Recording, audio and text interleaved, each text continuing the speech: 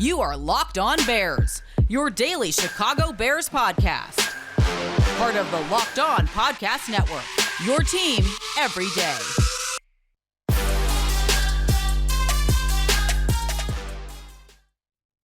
I don't want to take anything away from the players who were elected into the Pro Football Hall of Fame last night, but Devin Hester was absolutely snubbed and deserved to be a first ballot NFL Hall of Famer.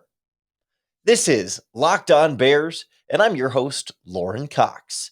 I'm an analyst for Pro Football Focus, and I'm here to bring you your daily, in-depth Chicago Bears news and analysis. You can follow me on Twitter at CoxSports1.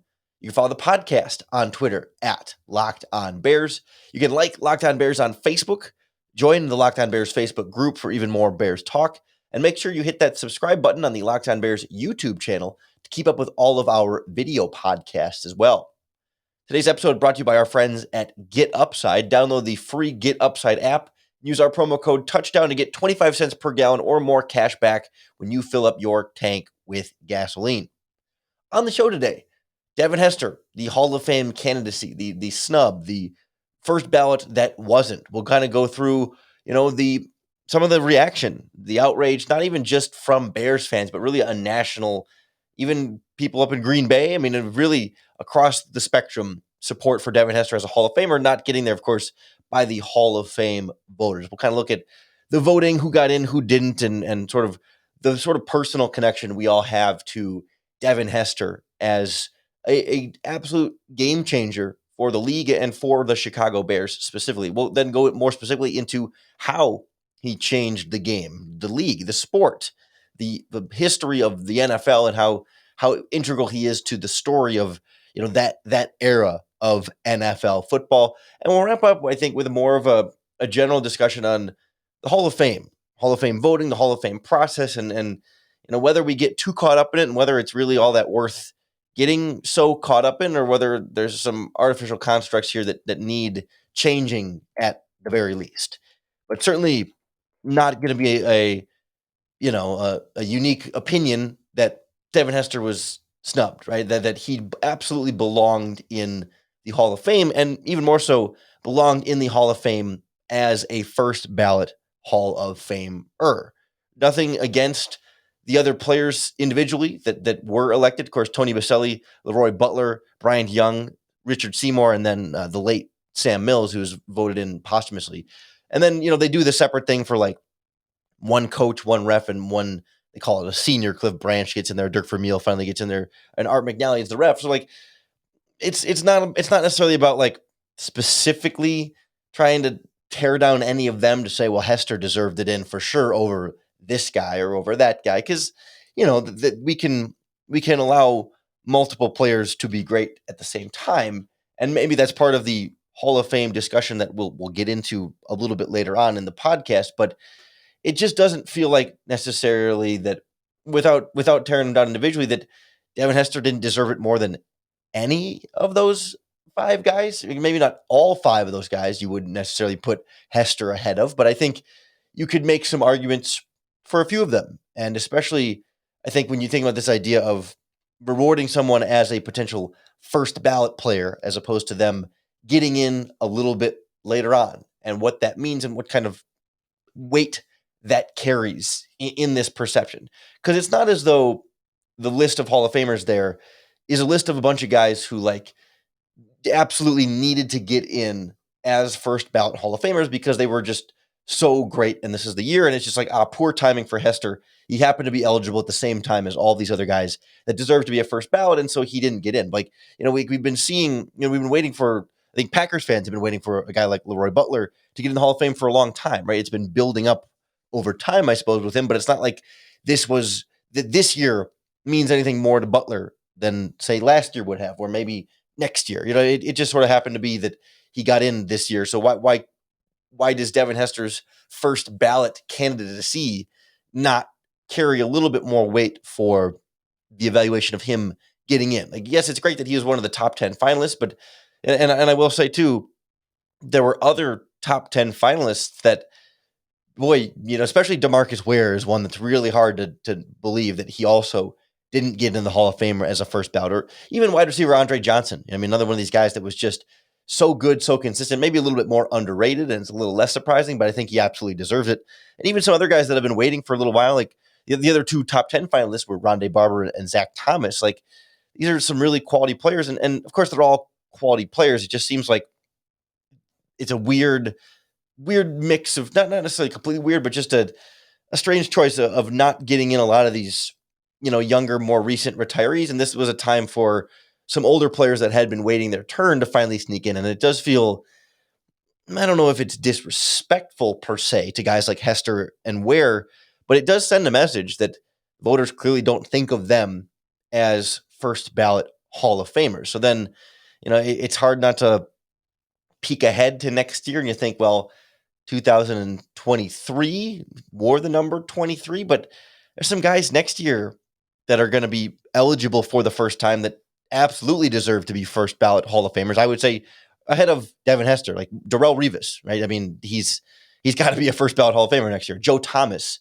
the offensive lineman, right? I mean, first ballot guys.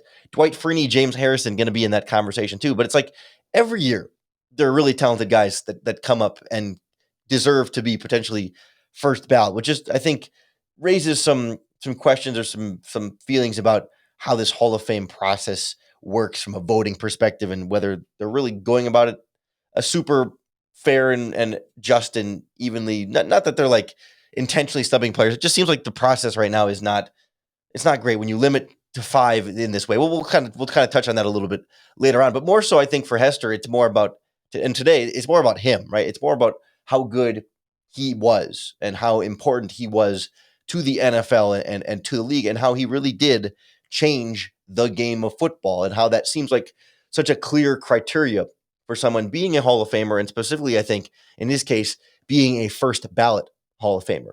We'll look a little bit more closely about what Devin Hester's true influence and impact was next on Locked On Bears.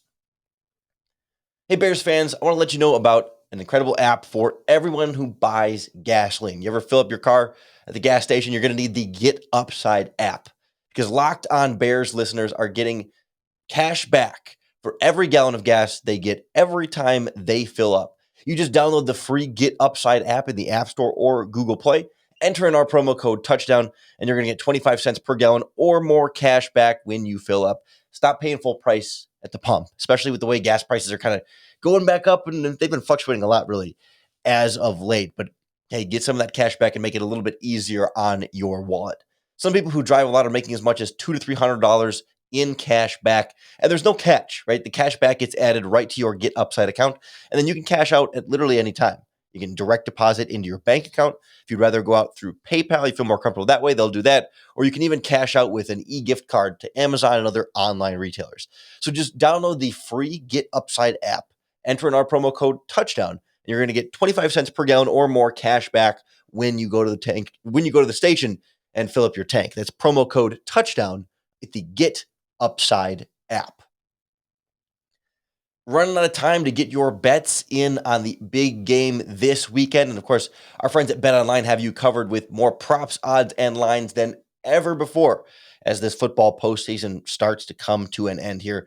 BetOnline.net remains the best spots for all of your sports, scores, podcasts, and news throughout this postseason, but really, I mean, every year and for every sport too, because it's not just football. BetOnline has up-to-the-minute info on pro and college hoops, NHL, soccer, tennis, baseball, if the lockout ends at some point, UFC, plus live real-time updates of current games and your favorite Vegas casino games online as well. So don't wait to take advantage of all the amazing offers they have available for this, not only this postseason, but for the rest of the 2022 sports calendar. Because as they say, Bet Online is where the game starts.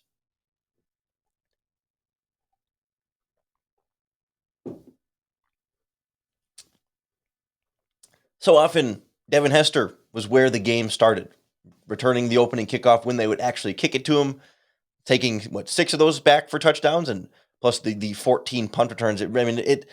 You can see where to the uninitiated, they say, well, 20 touchdowns and however many total returns it ended up being, that's fewer total plays impacted than, say, a really good quarterback, or even, Tony Boselli blocking on every play or whatever, Richard Seymour rushing the passer. I mean, yes, they were involved in more plays than Devin Hester, but the impact is so much more of what we try and measure when it comes to the Hall of Fame and evaluating how good these players are. And we've seen firsthand how not only how he impacted the Chicago Bears, but how he impacted the rest of the NFL and has changed some of what the rest of the NFL does. I mean, just look at how the special teams rules have changed. And not that the NFL changed all the special teams rules specifically because of Devin Hester, but the way in which the Chicago Bears were able to spring Devin Hester free and the amount of contact that there was on that play, on those plays, right? I mean, I think it's all part of this influence of changing special teams, right? I mean, we're seeing perhaps Devin Hester being the last great return man, right? We see other quality return men. We see other people score some return touchdowns, but the opportunities are just so much more, I guess, fewer and far between. It just doesn't seem realistic with the way the rules are set now for another player to have the type of production that Devin Hester had, because you see other players in the NFL with a similar type of gift, right? Like, I mean, Tyreek Hill, for example. I mean, they're not exactly the same in terms of like speed and elusiveness, right? But like, he's that type of player that if you could put him back in the special teams rules that Devin Hester had, could Tyreek Hill do some of those same types of things? Perhaps. I mean, I think he has the type of skill set to come fairly close, but he's not going to get those opportunities because of the way the rules have changed. And so it just seems like it's so pivotal then to this idea of like, the sort of the cliche of the Hall of Fame is like, can you tell the story of the NFL without this person? And I just don't think as we sort of define it now with the Hall of Fame, that you can really truly capture that stretch of the league without Devin Hester. I mean, of course, the opening kickoff of the Super Bowl, the first opening kickoff of the Super Bowl brought back for a touchdown is big enough on its own. I mean, yes, they lost the game, but it's one of those like iconic plays in Super Bowl history, really.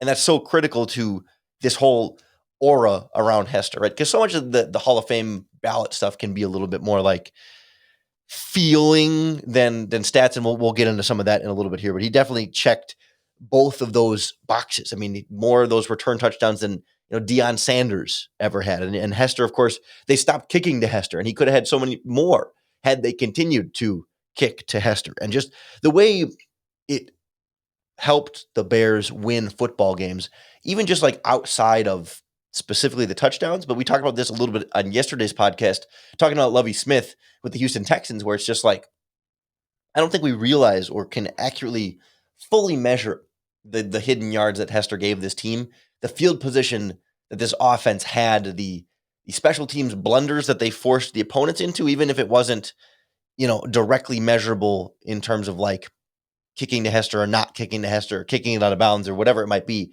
I mean, you had opposing punters changing the way that they punt the football, punting in a completely different style of punt to either, directionally try and avoid Hester or change the hang time and the direction, of sort of like sacrificing distance for hang time to give your coverage team more time to get downfield to Hester to prevent his ability to return those punts. And it's the kind of thing that has now become the ways that they changed how they punted to Hester has now become much more ubiquitous in the NFL. Now most teams punt those types of ways to many punt returners.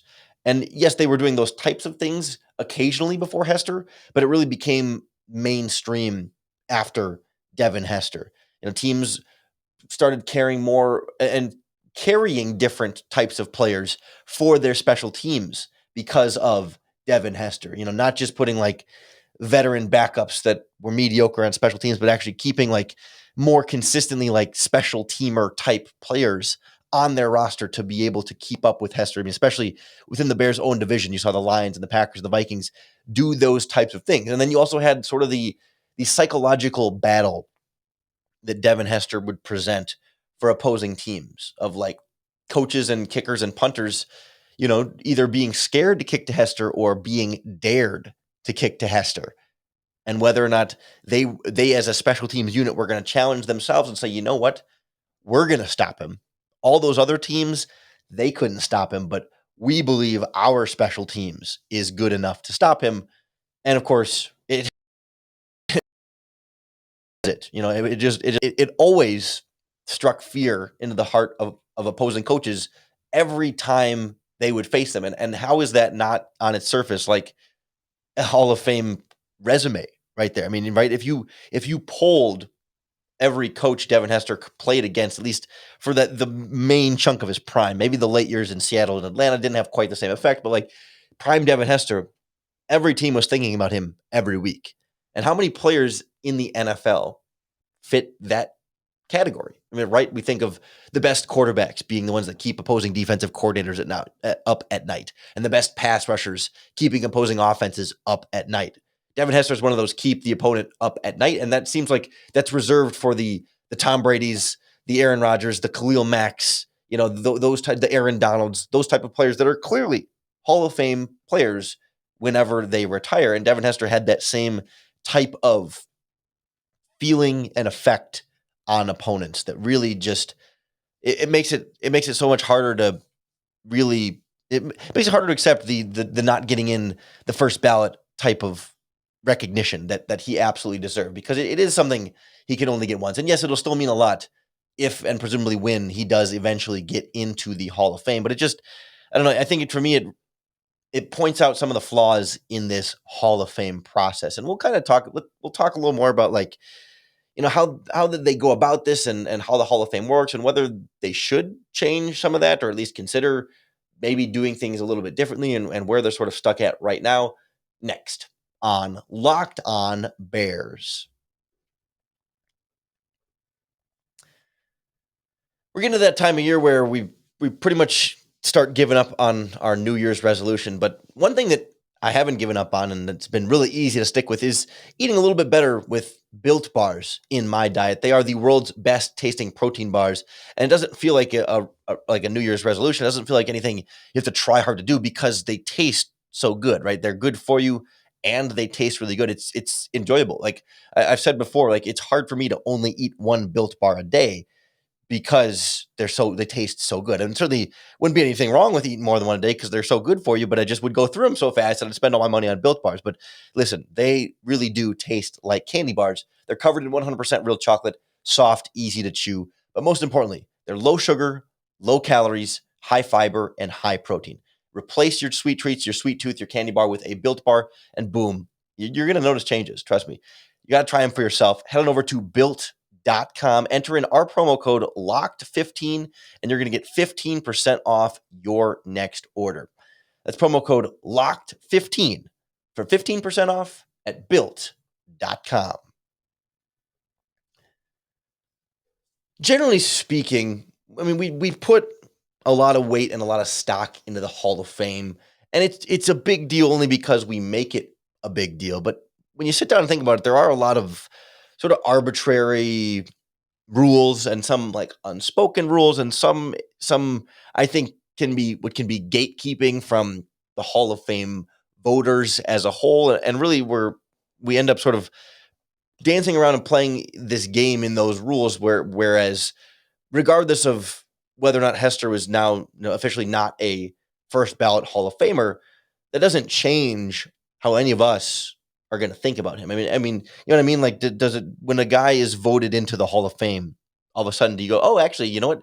He's better than I thought he was because he's in the Hall of Fame now? Or same thing, like if someone is never voted into the Hall of Fame, is he all of a sudden a worse player in your mind because a group of football writers essentially, which doesn't, no disrespect to football writers. I mean, I'm a football writer, right? But like a group of writers determines whether or not someone is truly worthy of being enshrined in this building in Ohio, right? I mean, it can be a little bit dumb in that regard, and it feels to me like there's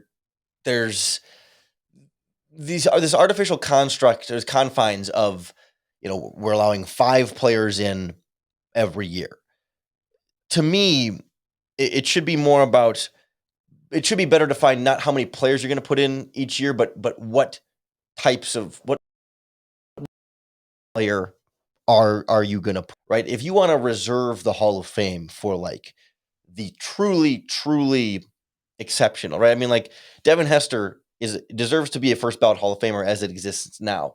But he's not as important to the NFL as say Joe Montana or Tom Brady, right? So if you want to reserve the Hall of Fame for like those caliber of players, that's fine. Go ahead, but define it that way. And maybe you could say, well, are you supposed to reserve the first ballot for those types of players? But then how do you sort of define where the first ballot threshold is versus the not first ballot threshold, right? It's one thing to say like, okay, we're only going to put, the very, very select few, the Montanas, the Bradys or whatever, and make it a very limited exclusive club. And like everyone else can still be very good, but not be a true Hall of Famer. That's fine. Or open it up and let the good players in, right? Like the players, like so many players make such an impact, right? It's not like I don't want to say like, it's not to throw shade at the NBA, but like, NBA has 5 players on the court for each team at a time compared to 22, or I guess 11 for each team, but 22 total players versus 10 in the NBA, right? Like it would make sense to have more like to only allow 5 in because that's one team's worth in the NBA. Not that the NFL should do 11 a year or whatever, but like still, it does seem like it's trying to toe this line between being an exclusive club, but then also like, letting these players in later on down the line because they sort of had to wait and earn it, right? I mean, that's the stupid thing about the first ballot thing. It's like, well, I can imagine voters looking at, okay, does Devin Hester deserve to be a first ballot Hall of Famer? No, he's got to wait a few years to earn it. Like what's happening in those few years to quote unquote earn it, right? Either he's a Hall of Fame caliber player or he's not, right? So why and you could apply this to other players too, like Leroy Butler and just now getting in for the Packers or whatever. Like either they're a Hall of Fame player or they're not. So why do we have to play this game of like, well, we can only let 5 in at a time, and we'll see if Devin Hester is going to ever get in, right? Well, why is there a we'll see? He either is or is not a Hall of Fame caliber player. So like when a player is eligible, shouldn't you just let him in? Like why does it have to be 5 every year? Like it just seems dumb that like Devin Hester won't be more of a Hall of Famer next year when he gets in, or whatever year if he gets in. You know what I mean? Like it's not like his resume changes, right? You have to wait whatever it is 5 years after you retire to even become eligible. Like your legacy as a player is already long locked in. So like, can't you just why limit it to 5? Why not just say whenever you're eligible, right? Give them the 5-year break to make sure that they don't come out of retirement and make a weird thing. Like I'm fine with like giving them that pause from their career and letting it sort of marinate a little bit longer. But then like, why are we sticking to 5? But why? That's one thing I do like about one of the few things I like about the baseball Hall of Fame process, where it's just like vote for. I don't know if it's vote for as many guys as you want, but like there's not necessarily a set number that gets in every year. It's just like, okay, is this player a Hall of Fame caliber player? And I think it's dumb in baseball that some players will get votes some years and not get votes the other year from the same voter. Like you should either think a player's a Hall of Famer or not, and if they don't get in, then they don't get in. And it's one thing like if the voters were to change at some point, and then you could have new opinions on who is and is not a Hall of Famer. And I think voters have passed away and votes have moved on over the years, and that there's some wiggle room for that. But I'm still left just like, if there's 10 guys that deserve to be Hall of Famers this year, get them all in there. And if there's only one that's left, depends on how many guys retire each year and all that stuff. But like, if DeMarcus Ware and Andre Johnson and Tony Baselli and all these guys all deserve to be Hall of Famers right now, then make them Hall of Famers, right? It's not like you're going to run out of players. The league is still going, and some years there will be more than others. And I know it's hard because now you've got such a backlog of like players who deserve to get in but haven't gotten the chance to get in yet. And it's not like you can just wave a magic wand or snap your fingers and like fix the Hall of Fame. But I think it highlights some flaws in this process that Devin Hester is now one of many victims of at this point. Lord knows he deserved it this year. He'll deserve it next year. He'll deserve it every year from here on out until he gets in. And Bears fans will be clamoring loudly to make sure that he gets in sooner rather than later. We certainly will keep a close eye on that each and every year as this Hall of Fame process comes back around. I hope you'll keep tuning in for each and every year here on the Locked On Bears podcast. We're bringing you that daily in-depth Chicago Bears news and analysis. Thanks for making Locked On Bears your first listen today. If you're looking for a second listen, our Locked On Podcast Network crew has been at Radio Row at the Super Bowl all week interviewing former players and coaches and media members with a bunch of great interviews on Locked On Today podcast, Locked On NFL, really Super Bowl previewing from farther above. Of course, Locked On Bengals and Locked On Rams are going to be your go-to spots for both of the two teams in Sunday's game. So I hope you take in some of that Super Bowl content. Next week, we'll check in on the new Bears offensive coordinator, defensive coordinator, and special teams coach, kind of get to know them, where we're getting to sort of go a little bit deeper and hear from them on some of their thoughts on where this team is going from here. So plenty more to come throughout this offseason. I hope you'll keep tuning in. Hope you'll keep checking back. Hope you'll keep watching on the Locked On Bears YouTube channel, commenting on the videos, talking in the Locked On Bears Facebook group. I think all the discussion and conversation around the team and around the podcast just makes it that much easier for you to bear down.